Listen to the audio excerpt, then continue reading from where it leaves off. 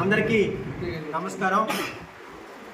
రెడ్డి గారు మన పశ్చిమ గోదావరి జిల్లా ఉపాధి హామీ పరిరక్షణ యాత్ర నిమిత్తం మన జిల్లాకు వస్తున్నారు. ముందుగా మన కాళ్ళ మండలం కాళ్ళ గ్రామంలో సంత మార్కెట్ వద్ద రచ్చబండ కార్యక్రమం నిర్వహించబడుతుంది. రచ్చబండ కార్యక్రమంలో ఉపాధి హామీ కూలీలతో ముఖాముఖిగా మాట్లాడి వాళ్ళ సమస్యలు తెలుసుకుంటారు. ఆ కార్యక్రమం అనంతరం మళ్ళీ సాయంత్రం 4 గంటలకి మన భీమవరం ప్రకాశం చౌక్ సెంటర్ నందు ఏర్పాటు చేసిన మన చుట్టుపక్కల గ్రామాల్లో ఉన్న ఉపాధి హామీ కూలీలందరూ కూడా అక్కడికి వస్తారు. వాళ్ళతో కూడా మాట్లాడి అలాగే ఉపాధి హామీల్లో ఇప్పుడు చేపడుతున్న మనం చూస్తున్నాం ఉపాధి హామీ పథకాన్ని తీసేసే ప్రక్రియ స్టార్ట్ చేశారు. దానికి వాళ్ళందరూ కూడా అండగా నేను ఉన్నానంటూ మా శరణమ్మ గారు వస్తున్నారు. దీనికి మన జిల్లాలో ఉన్న కాంగ్రెస్ పార్టీ నాయకులు, కార్యకర్తలు, జిల్లా కోఆర్డినేటర్లు, టౌన్ పేషెంట్లు, మండల పేషెంట్లు అందరూ కూడా విచ్చేసి ఈ 2 కార్యక్రమాలు రచ్చబండ మరియు మన ప్రకాశం జోగులే కార్నర్ మీటింగ్ని విజయవంతం చేయాలని చెప్పి కాంగ్రెస్ అభిమానులను, కార్యకర్తలను కోరుకుంటున్నాం. కాంగ్రెస్ పార్టీ దేశవ్యాప్తంగా, భారత జాతీయ కాంగ్రెస్ పార్టీ దేశవ్యాప్తంగా ఉద్యమం చేపట్టింది.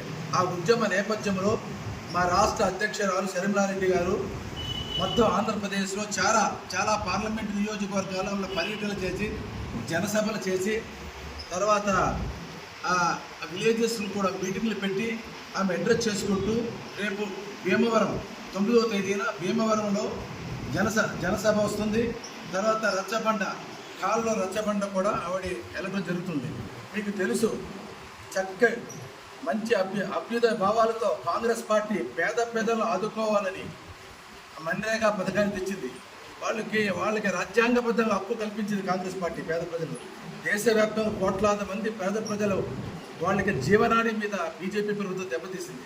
దీన్ని ఏ కాంగ్రెస్ వాది కానీ, కాంగ్రెస్ నాయకుడు కానీ, సమాజంలో ఉన్నటువంటి పౌరుడు కూడా దీన్ని హర్షించడు. అదే కాకుండా వీళ్ళు దుర్మార్గమైన చర్య చేశారు. దేశానికి స్వతంత్రత తెచ్చిన జాతిపిత మహాత్మా గాంధీ పేరు కూడా తీశారు. ఆ దుస్సాహం బీజేపీ చేసింది. అది మోదీకి అంటుకొట్టు. మోదీ మీద ఇది చాలా తీవ్ర వ్యతిరేకత కూడా వస్తుంది. కోట్లాది మంది మా గుండెలకు దగ్గరగా ఉన్నటువంటి దేశవ్యాప్తంగా, ప్రపంచవ్యాప్తంగా కోట్లాది మంది గుండెల్లో ఊడి కట్టుకున్న మహాత్మా గాంధీని తీసేయటం అది దుర్మార్గమైన చర్య కాంగ్రెస్ పార్టీ దేశవ్యాప్తంగా తీస్తుంది. దీన్ని ఒక ప్రెస్టీజ్ ఇష్యూగా తీసుకొని కాంగ్రెస్ పార్టీ, అఖిల భారత కాంగ్రెస్ కమిటీ ప్రతి రాష్ట్రంలో కూడా ఉద్యమ నిర్మాణం చేసింది. మన రాష్ట్రం వరకు షర్మిలారెడ్డి గారు చాలా చక్కగా చేసింది. మన ఆంధ్రప్రదేశ్లో ప్రజాకోర్టులో తీసుకెళ్ళగలిగాం కాంగ్రెస్ పార్టీ, ఆంధ్రప్రదేశ్ కాంగ్రెస్ పార్టీ. దీనికి షర్మిలారెడ్డి గారు నా ఉదయపూర్వక అభినందనలు తెలియజేస్తున్నాను. చక్కగా అన్ని పార్లమెంట్లకు వెళ్ళింది ఆవిడ. తర్వాత జనసభలు చేసింది. అదే కాకుండా విలేజెస్లో కూడా మీటింగ్స్ పెట్టి ప్రజా కోర్టులో తీసుకెళ్ళగలిగింది షర్మిలకు ఆయన టీంకు కూడా I want congratulate them, they have done good work. అదే కాకుండా ఈ కార్యక్రమాన్ని కాంగ్రెస్ పార్టీ 2029లో రాహుల్ గాంధీ నాయకత్వంలో కేంద్రంలో కాంగ్రెస్ వస్తుంది. మొదటి సంతకం పెడతాం మన్రేగాని పునరుద్ధరించడానికి. ఎట్టి పరిస్థితుల్లో పేద ప్రజలకు అన్యాయం జరిగితే కాంగ్రెస్ పార్టీ అడ్డుపడుతుంది. మేము ఫస్ట్ సంతకం జరుగుతుంది మన్రేగా. రాహుల్ గాంధీ మళ్ళీ ప్రవేశపెడతాడు. దానికి వ్యవసాయంతో అనుసంధానం చేసుకుంటూ ఎక్కువ పేద ప్రజలు ఆదుకునేలాగా ఈ నిర్మాణం జరుగుతుంది. ఈ ఆంధ్ర రాష్ట్రంలో ముఖ్యంగా ఎంతో లక్షలాది మంది పేద ప్రజలు దీని మీద ఆధారపడి ఉన్నారు.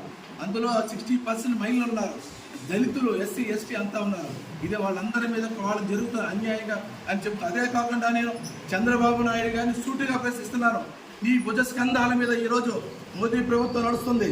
ఆంధ్ర రాష్ట్ర ఎంపీల భుజస్కంధాల మీద రాష్ట్ర ప్రభుత్వం, కేంద్ర ప్రభుత్వం మనుగడ ఉంది. నువ్వు ఎందుకు ప్రశ్నించట్లేదు? వాడి చట్టంలో కేంద్ర ప్రభుత్వం చట్టాన్ని అన్యాయం చేస్తుంది. 40% రాష్ట్ర ప్రభుత్వం పెట్టుకోవాలి అంటే 5,000 కోట్లు పెట్టుకోవాలా? అది పెట్టుకోవాలంటే నీ దగ్గర డబ్బు ఎక్కడ ఉంది? ఇప్పుడు 11 లక్షల కోట్లతో నువ్వు అప్పుల్లో మునిగిపోయిన ఆంధ్ర రాష్ట్రంలో నువ్వు ఎందుకు మోడీని ప్రశ్నించట్లేదు? చంద్రబాబు నాయుడు గారు ఎందుకు జగన్మోహన్ రెడ్డి ప్రశ్నించట్లేదు? ఎందుకు పవన్ కళ్యాణ్ ప్రశ్నించట్లేదు? పేద ప్రజలకు చేస్తున్న అన్యాయాన్ని అది కాంగ్రెస్ పార్టీ ప్రతిఘటిస్తుంది. మేము ఎట్టి పరిస్థితుల్లో ఊరుకొని లేదు. ఇది మళ్ళీ మా ప్రభుత్వం వస్తుంది 2029లో మొట్టమొదటి సంతకం చేస్తాం, మన్రేగాని పునరుద్ధరణ చేస్తాం, రైతులను ఆదుకుంటాం, పేద ప్రజల పక్షాన ఉంటాం, దళితుల పక్షాన ఉంటాం, అందరి పక్షాలు ఉంటూ కూడా మేము నిలబడి కాంగ్రెస్ పార్టీ ముందుకు తీసుకెళ్తుంది.